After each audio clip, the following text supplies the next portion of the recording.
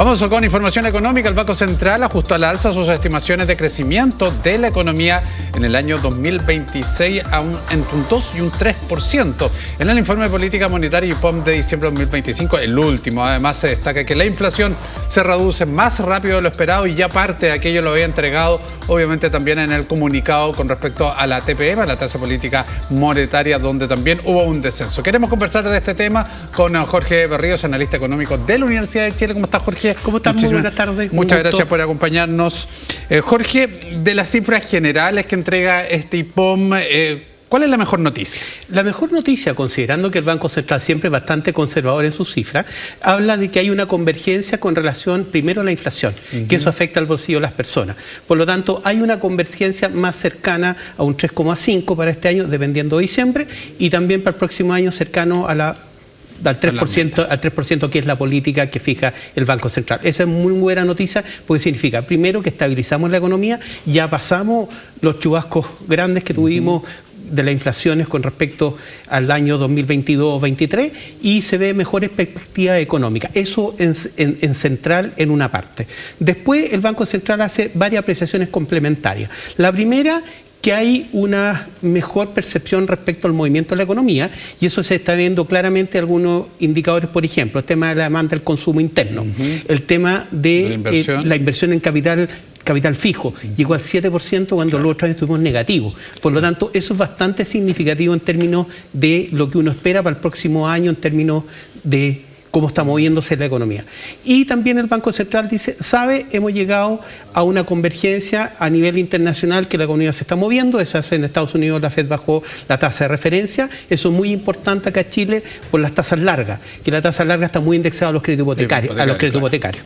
Adicionalmente, también dice que la economía ha retomado un ritmo de crecimiento bastante estable en los diferentes países que son nuestros socios comerciales. Eso hace que en general tengamos unas buenas perspectivas para el próximo año y por eso aumentó. Primero tenía una proyección de entre 1,75 y 2,75 y lo modificó entre 2 y 3 a diciembre del próximo año. Vamos desglosando entonces lo que tiene que ver ya puntualmente con el crecimiento económico. 2,4% lo proyecta muy cercano a lo que también estimó el gobierno, y hay que darle el mérito, por cierto, el ministro de Hacienda, el ex ministro de Hacienda, Mario Marcel, con respecto al comportamiento de la economía. Y ya desde mediados de año ya él establecía en las proyecciones un crecimiento de este tipo, cuando muchos jugaban al hecho de que estaba sobrevalorando lo que estaba pasando con la economía. No, absolutamente. Es más, habían ruidos bastante catastróficos al principio de año con respecto a lo que se veía para este año.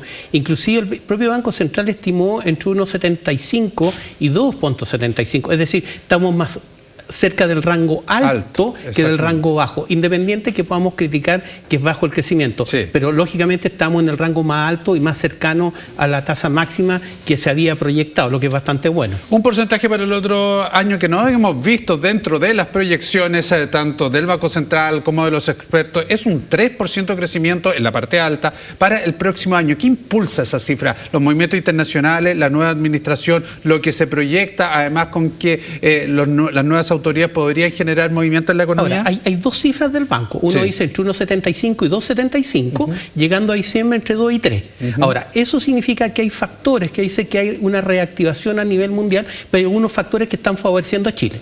Por ejemplo, el tema de los commodities, principalmente el cobre, que se prevé en los próximos 3 años con un valor por sobre los $5 por libra. Eso es muy bueno para la economía porque da impulso.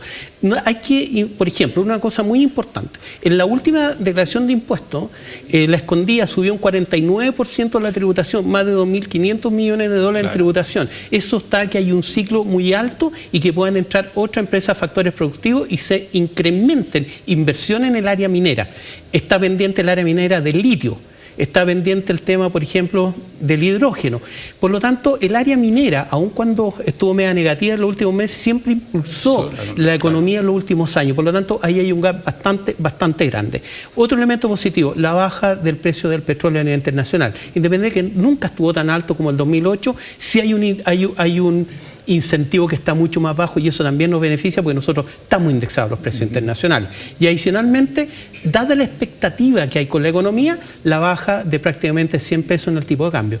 Y nosotros importamos mucha materia prima Y nuestra base, nuestra canasta base es totalmente indexada al dólar. Ejemplo concreto, 100 pesos en el tipo de cambio, para que más o menos se materialice y se pueda relacionar lo que está ocurriendo. Los commodities, en el caso del petróleo, acuérdense ustedes, cuando hablamos de $100 el barril, estamos hablando de $60 el barril, lo que obviamente también ahí, para que vea esa diferencia, $40 en el barril, lo que incide también en nosotros. Baja hoy día el WTI, la referencia de Chile, que también es importante porque nosotros importamos todo lo que tiene que ver con los petróleos. Ahora, está para el próximo año también, y a propósito de la nueva administración, muy presente el tema del recorte fiscal, de poder un poquito apretarse el cinturón. ¿Eso podría afectar la proyección de crecimiento? Yo creo que hay un factor más importante que podría afectar. Yo no veo que el recorte sea tanto, porque en presupuesto fiscal uno puede hacer recortes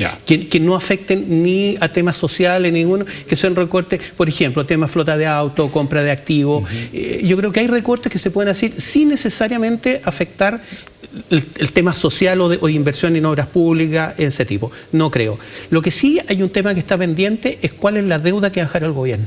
Y yo creo que hay un tema ahí, una incógnita tremenda de grande. Dos ejemplos. El tema de lo que pasó, o la declaración que hizo el Ministerio de Vivienda, que dice que no tiene plata para pagar a las constructoras. Eso es un gap muy, muy potente. El segundo gap, que no tenía plata para terminar la asignación a las Fuerzas Armadas, también es un gap súper, súper potente. Es decir, ¿es realmente la deuda que van a dejar o realmente puede ser más grande y no se ha transparentado? Es un gap que podría afectar, porque nosotros sí nos movemos por política fiscal y por política monetaria, y la política fiscal sí es un elemento trascendental en nuestra economía que nos puede causar algunos problemas, principalmente por el aumento del porcentaje de deuda sobre el PIB. Ya estamos sobre el 41%, y eso significa una cantidad de dólares que tienen que salir al extranjero a servir los intereses de la deuda, que sí pegan el presupuesto, y eso sí es un efecto, porque uno deja de gastar en otras cosas, y eso internacionalmente nos pega en los ratings, nos pega en los factores. Y nos sale mucho más caro endeudarnos finalmente. Exactamente. Claro, si esto es lo mismo.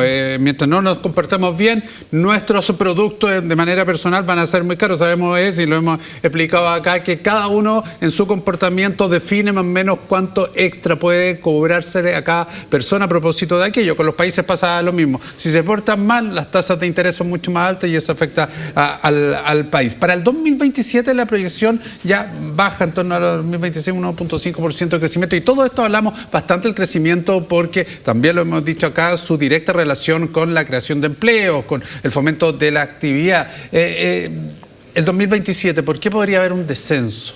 Yo creo que son proyecciones con las cifras de hoy día, y dado con ciertas variables que se están jugando hoy día de proyección. La economía es muy inestable a ciertas variables. Hoy día yo puedo decir, esta es la proyección que tengo, me cambian 3 variables o 2 variables, y la proyección totalmente distinta. Es lo que pasó a principio de año con los aumentos de los aranceles con Estados Unidos, que quedó un descalabro a nivel mundial porque estaban todos preocupados cuánto iba a hacer, y eso generó un ruido. No hay que olvidar que la economía se mueve por 2 elementos fundamentales. Uno, los factores de riesgo, y segundo, el flujo de capitales. Por lo tanto, hay algunos factores de riesgo y todavía podrían incidir. Por ejemplo, a nivel internacional todavía hay algunos factores de riesgo en la eurozona, principalmente el aumento del gasto fiscal en la eurozona. En la zona americana todavía hay una duda con respecto a si realmente las bolsas americanas están muy infladas con respecto con lo IA.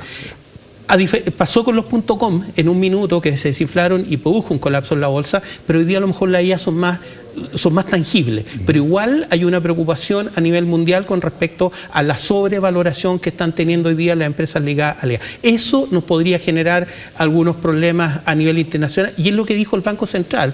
Dijo, cuidado, nosotros, dado que somos conservadores, hay factores positivos, pero también tenemos factores negativos. Y uno de esos, el comportamiento internacional con respecto a la eurozona, a los conflictos que hay en la eurozona, y posiblemente esto de la sobrevaloración que pueda tener las bolsas internacionales por IA. Ya, y ese fundamento, Jorge, también está, en cuanto a las proyecciones, también está dado, por ejemplo, en el crecimiento de la inversión, ya establecía el 7% en 2025, bastante sorprendente por lo que estaba pasando en la economía, 4,9 el 26, 3,1 el 27. Ahí ya no desciende, pero en base a eso mismo también. Sí, en base a eso mismo. Pero eso se puede modificar. Inclusive, si uno se da cuenta, las proyecciones que hicieron el año pasado, esto se modificaron 2 o 3 veces. Sí, claro.